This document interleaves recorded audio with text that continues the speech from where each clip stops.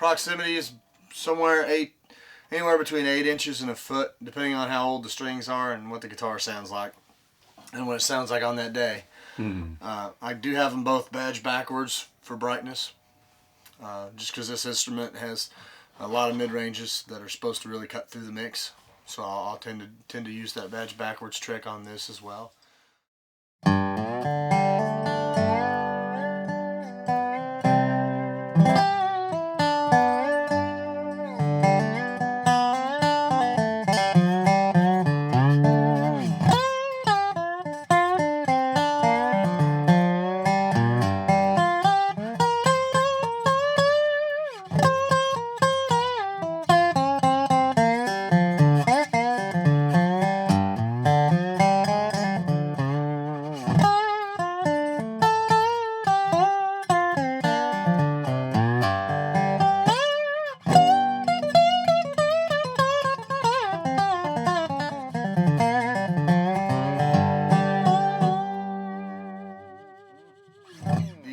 Depending on what dobro or what resonator guitar you're recording, this guitar is very robust. It has lots of low mids. It's a very fat guitar.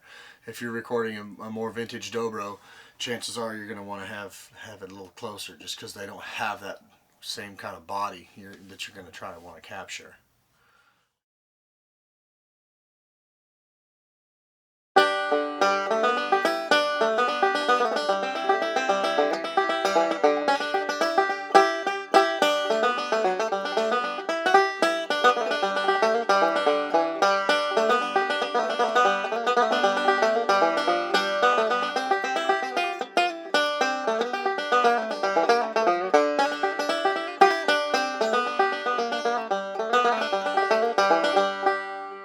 That'd be sort of a banjo position. Normally this would be Scott Vestal sitting here with the banjo. I rarely play banjo on sessions, but I really try to get the badge backwards approach also, because I want that banjo to pop, but I don't want it to be offensive.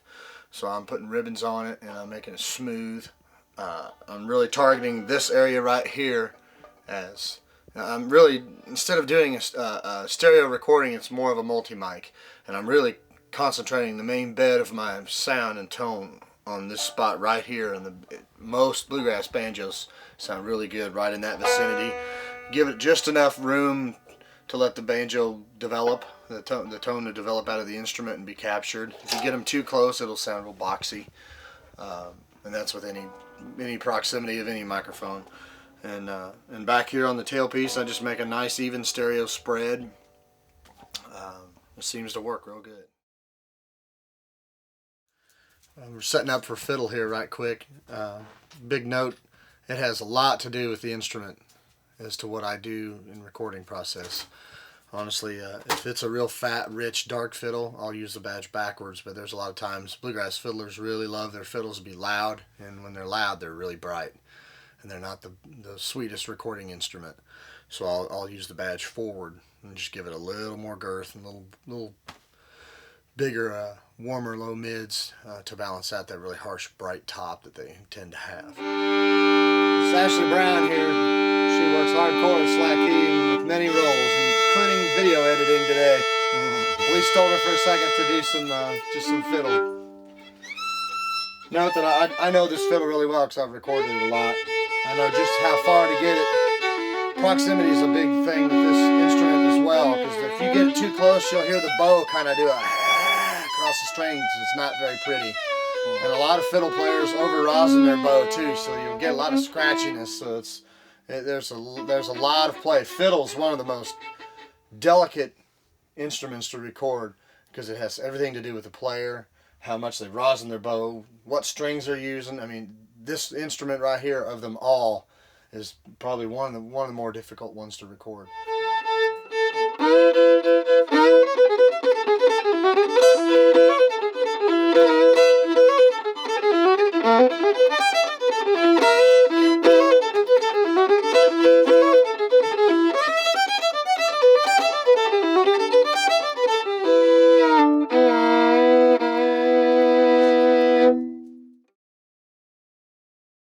I got the 122 right here on the low tom.